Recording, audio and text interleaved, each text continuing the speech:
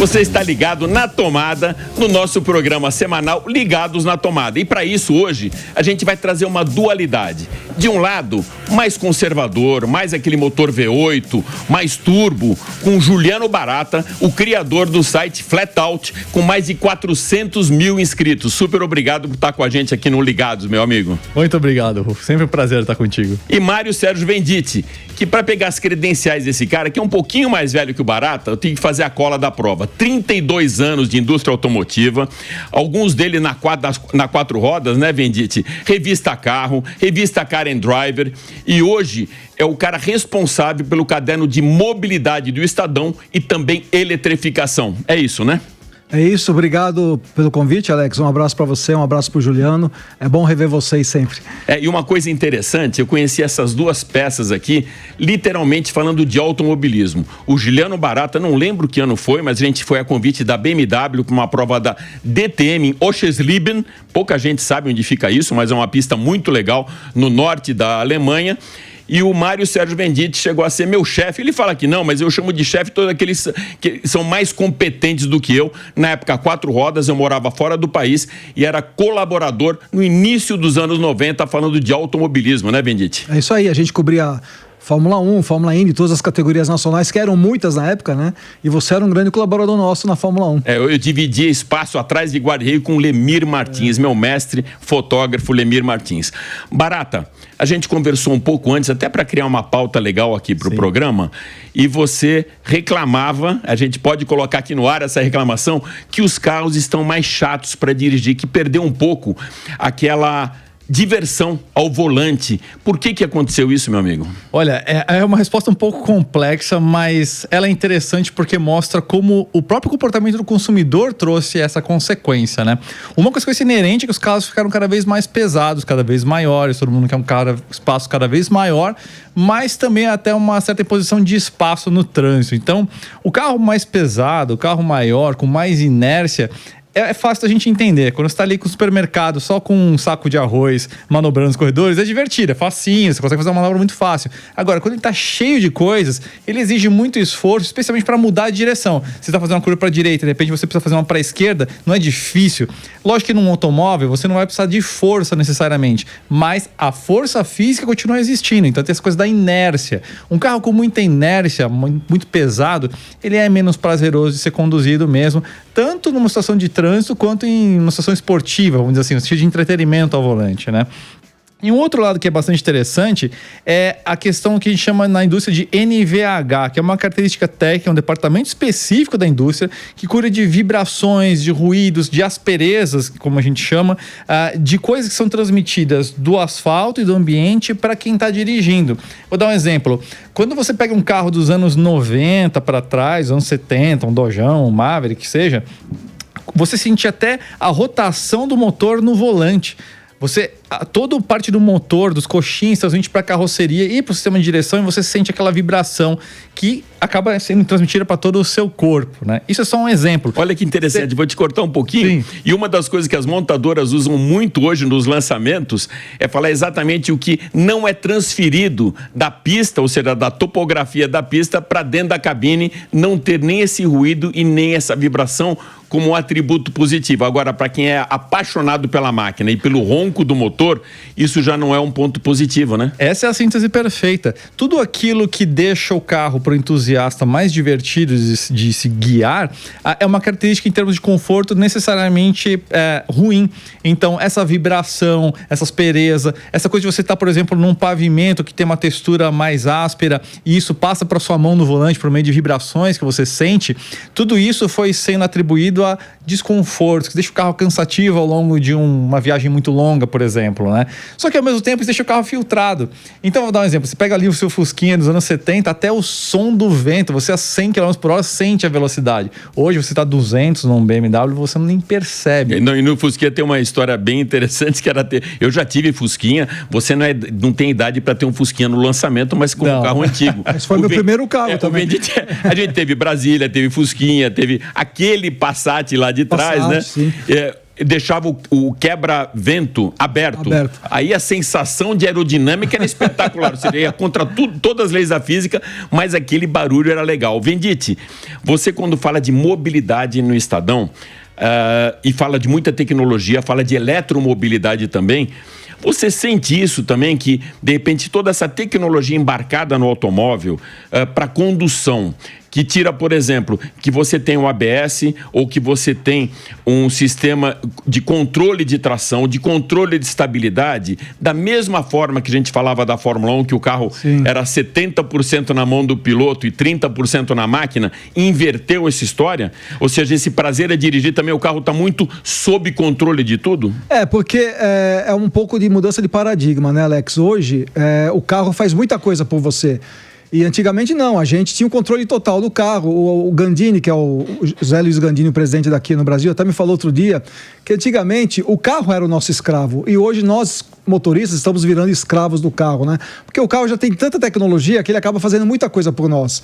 Então, é o que você falou, controle de estabilidade, de tração, a possibilidade de você controlar a distância em relação ao carro da frente. Aquele purismo de trocarmos a marcha do carro, de sentir o ronco do motor, de ter aquele desempenho, aquela potência, está sendo aos poucos alterada, ainda existe, claro, mas está sendo aos poucos mudada para um outro tipo de prazer, que é o prazer de você ter um conforto, aquelas pessoas que não gostam do ronco, de ter justamente o silêncio a bordo, de ter a possibilidade do carro fazer muita coisa por você, né? De ser cada vez mais autônomo. Então, acho que é uma mudança de paradigma, mas sem dúvida, aqueles que são mais puristas, eu também gostava muito, né? De sentir mais o carro. E isso está mudando e a gente precisa, da mesma maneira que os carros elétricos estão chegando e o consumidor precisa entender que é uma realidade, o consumidor também precisa entender que é uma realidade essa mudança de postura, de paradigma em relação ao comportamento do carro.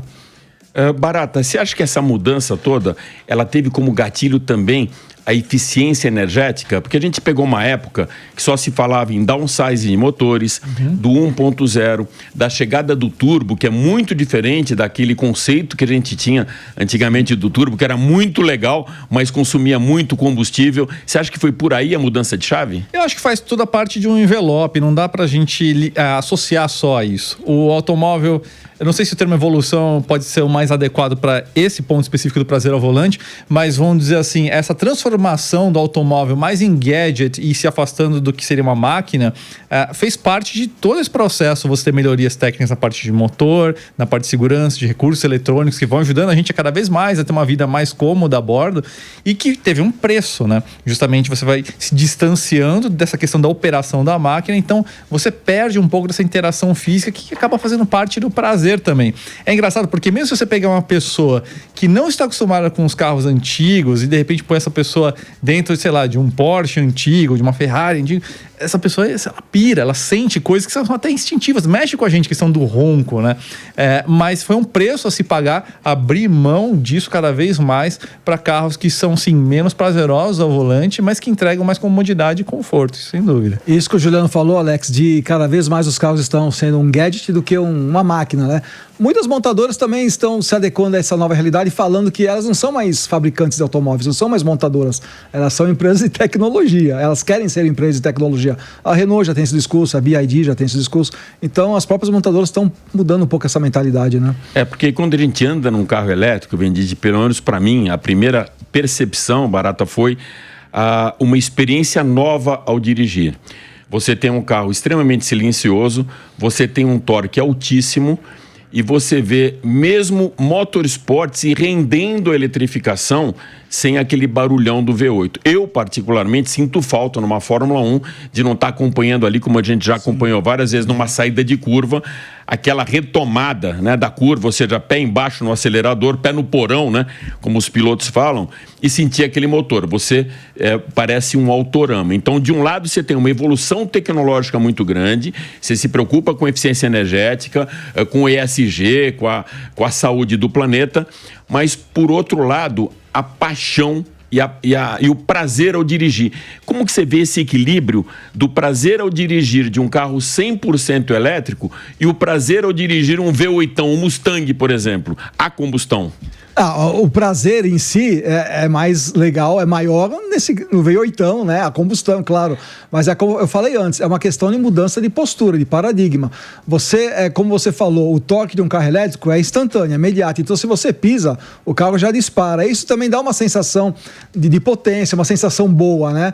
E aos poucos, eu acho que o consumidor, principalmente aquele interessado na eletrificação, que vai comprar o seu primeiro carro elétrico, ele vai também começar a sentir prazer ao dirigir um carro elétrico. Não pela questão exatamente da performance, mas aquilo que o carro elétrico pode proporcionar em termos de tecnologia. Então, eu penso que vai haver essa reposição natural. É uma questão cultural, uma questão de tempo. Talvez o Brasil demore um pouco mais, mas eu penso que o prazer vai ser substituído e o consumidor vai acabar tendo esse prazer também. Agora, aqueles que não puderam, porque são muito jovens, não puderam dirigir um carro que você falou, um V8, raiz. Um carro raiz, aí, ou ele tenta pegar um carro mais antigo para pilotar, ou então ele vai ficar só em vídeos do YouTube. A analogia que eu gosto de fazer é a seguinte: pílula de astronauta versus churrasco.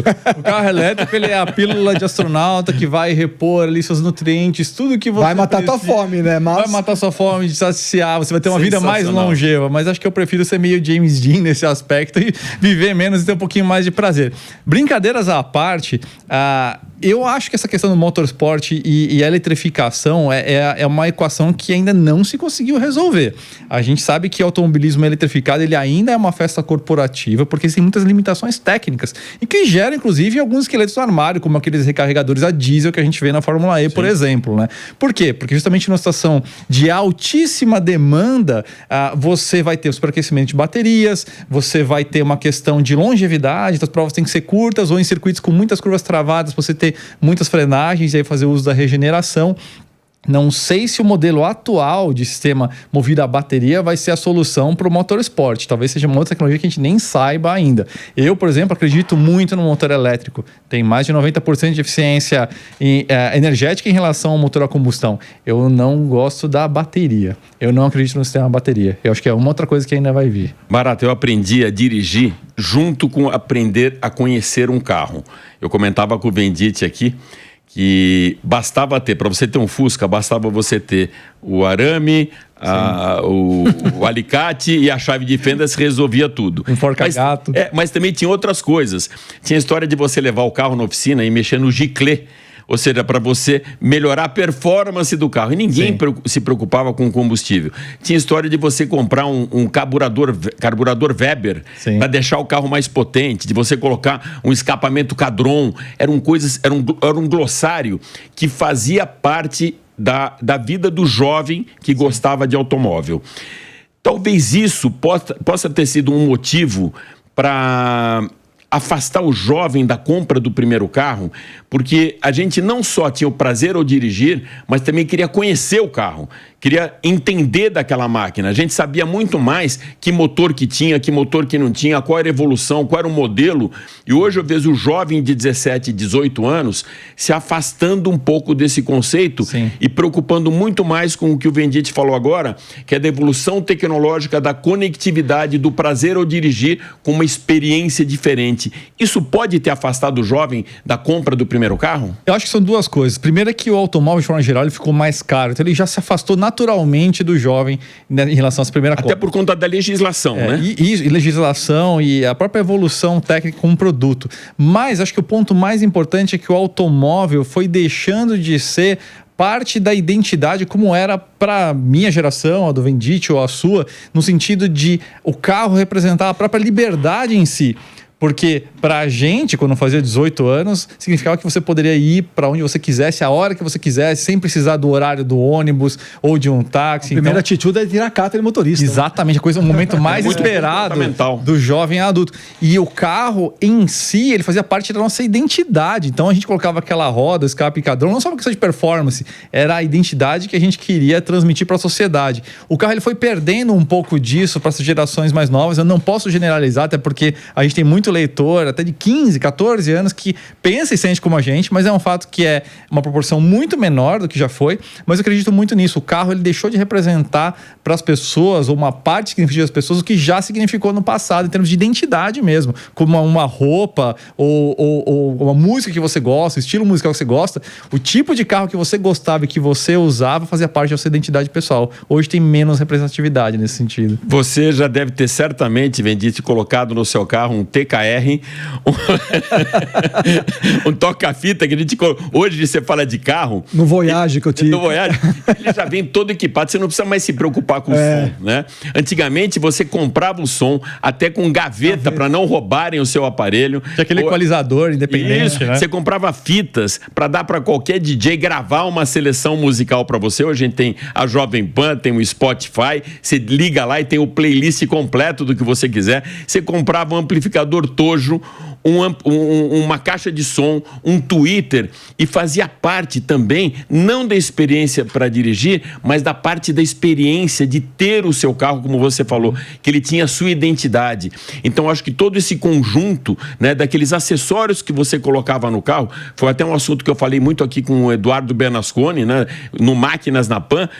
Ele fazia parte, aquela história de a viagem, ela não é só chegar no destino, né? A viagem é a jornada. Perfeito. E a jornada do jovem, quando comprava o carro, era de deixar o carro, como você muito bem colocou, com a sua cara, né, Venditti? Não, era comprar o carro propriamente dito e depois você equipar, fazer do seu jeito, né? Então você comprava um toca-fita, você colocava um jogo de som, os twitters e tal.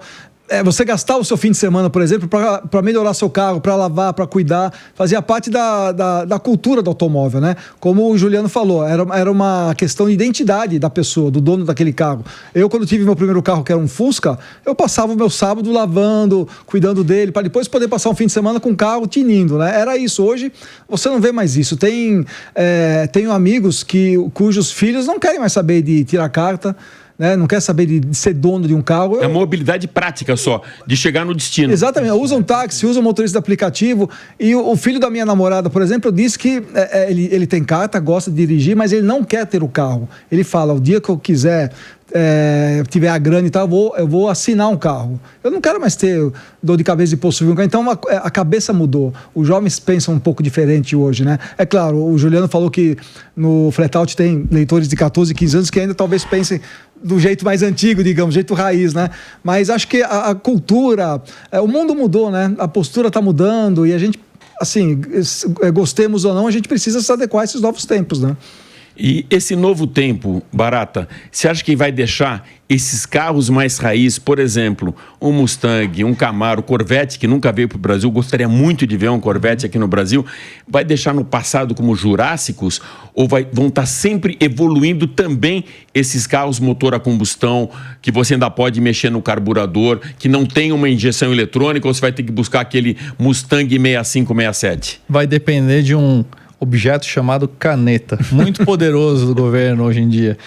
Se, além dos governos, como a gente está vendo na Europa, eles proibirem a venda dos carros zero a combustão, como está previsto lá, eles também impossibilitarem a renovação da documentação ou a circulação cada vez mais restrita desses carros a combustão mais antigos, bom, aí ferrou. E vai ser muito triste mesmo. Assim, eu sou um representante da contramão dessa tendência, porque eu tenho para mim o automóvel como um objeto de transporte, mas também um meio de prazer e identidade como ele sempre foi. Então eu tenho uma Alfa 72, uma GT-AM, uma GTV, que na verdade está sendo caracterizada de um carro de corrida.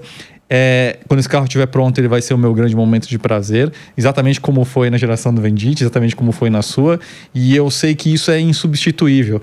O carro elétrico, ele pode, ou mesmo o carro moderno ainda a combustão, ele pode contribuir com outros elementos, mas aquilo de prazer que um carro como essa Alfa transmite é insubstituível, não tem como, não dá para você emular. Eu acho constrangedor, por exemplo, a Dodge fez essa coisa de colocar um alto-falante para emular o ronco de um V8 em um carro elétrico. Isso é vergonhoso, isso é fazer uma caricatura de uma paixão e de algo que realmente mexe com a gente de forma muito orgânica. Então eu fico com a velha guarda nesse sentido de entender que esses carros merecem ter esse momento de prazer para as pessoas que assim são ligadas ao automóvel, e digo até uma provocação.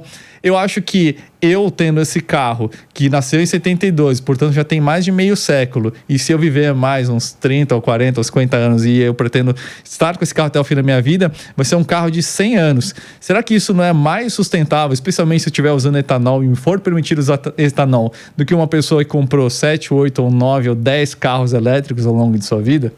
Boa pergunta para o Vendite. Vamos falar um pouco então, Vendite, puxando esse gancho, matriz energética. A gente fala muito aqui no Brasil de carro 100% elétrico, de híbrido, de flex, né? A Toyota tem um projeto muito grande, principalmente com o híbrido flex, mas eu tive em alguns eventos na Europa no ano passado e falaram muito de hidrogênio como um catalisador, ou seja, como um gatilho, na verdade, para a eletrificação. Como você vê essa matriz energética no Brasil? Também muita gente fala que a gente aproveita muito mal o etanol aqui no Brasil. Eu acho que o etanol é um programa muito consolidado no Brasil para a gente descartar, né? Quando a gente fala de eletrificação ou de carro elétrico, a gente não pode... Isso não significa que a gente precise descartar o etanol.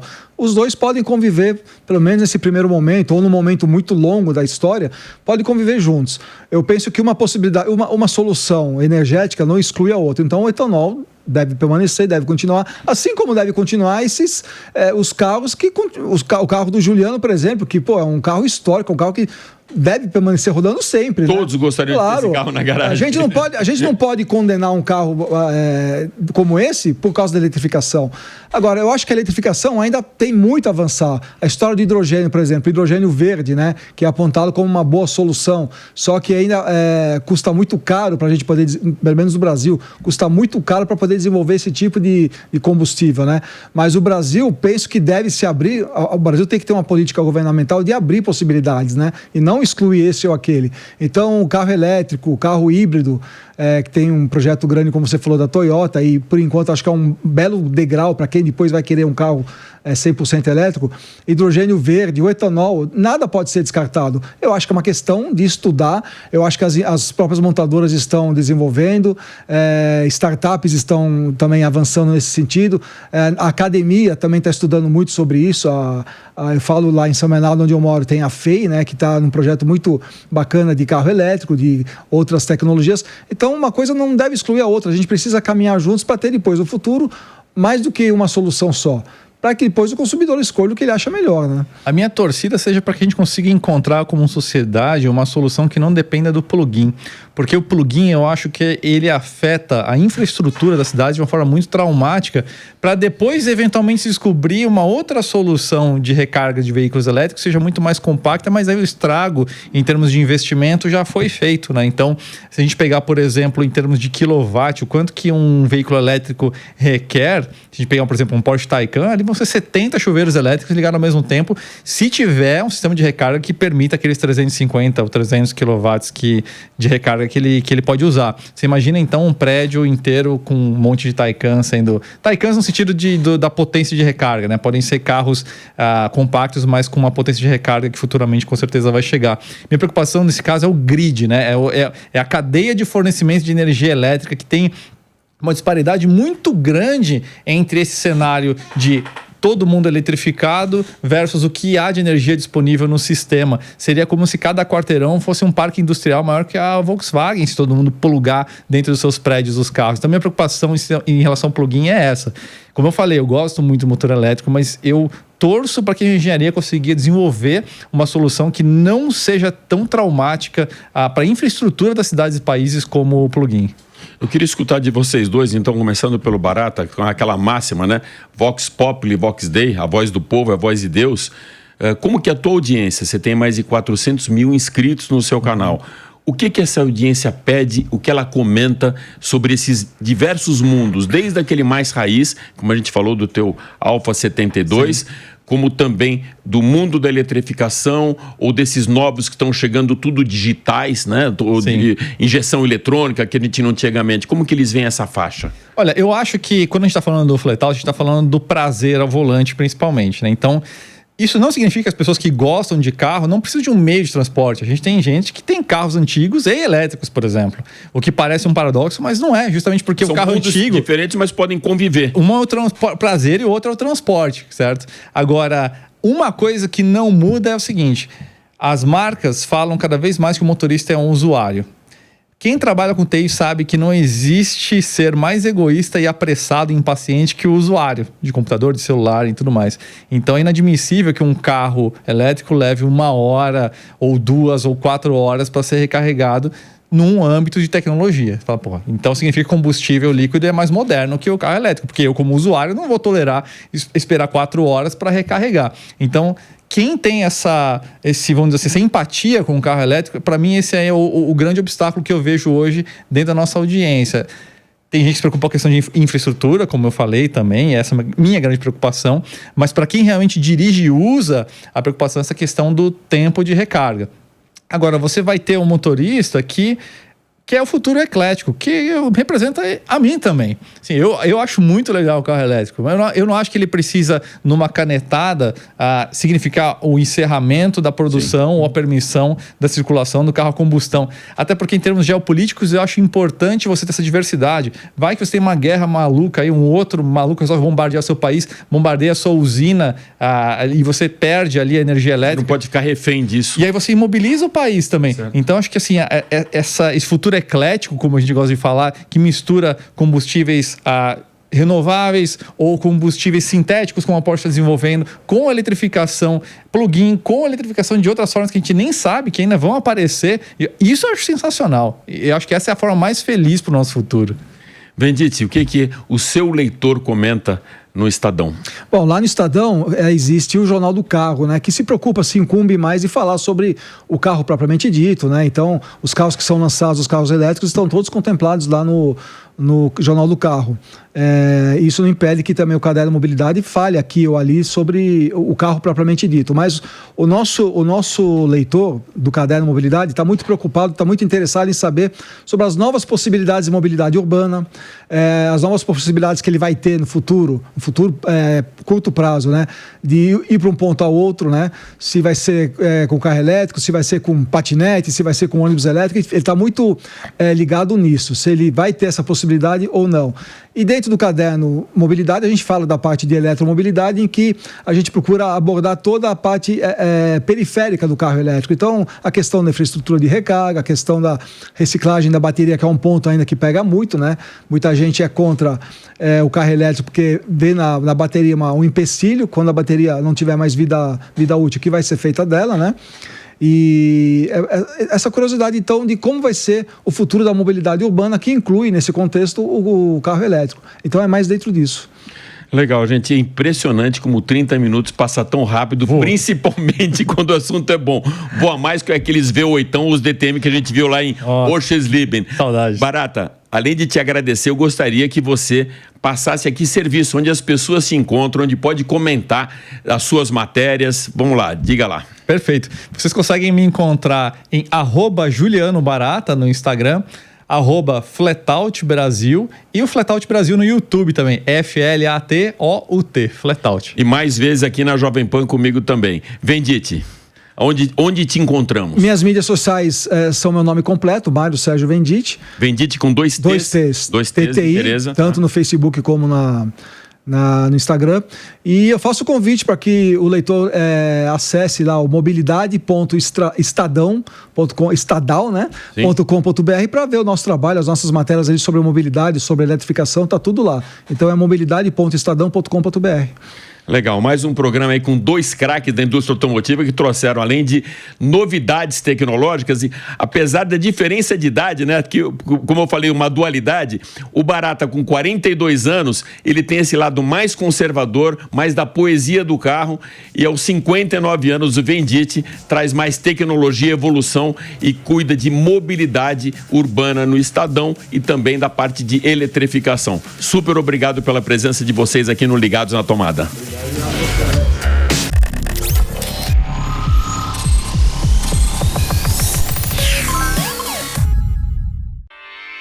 Realização Jovem Pan News.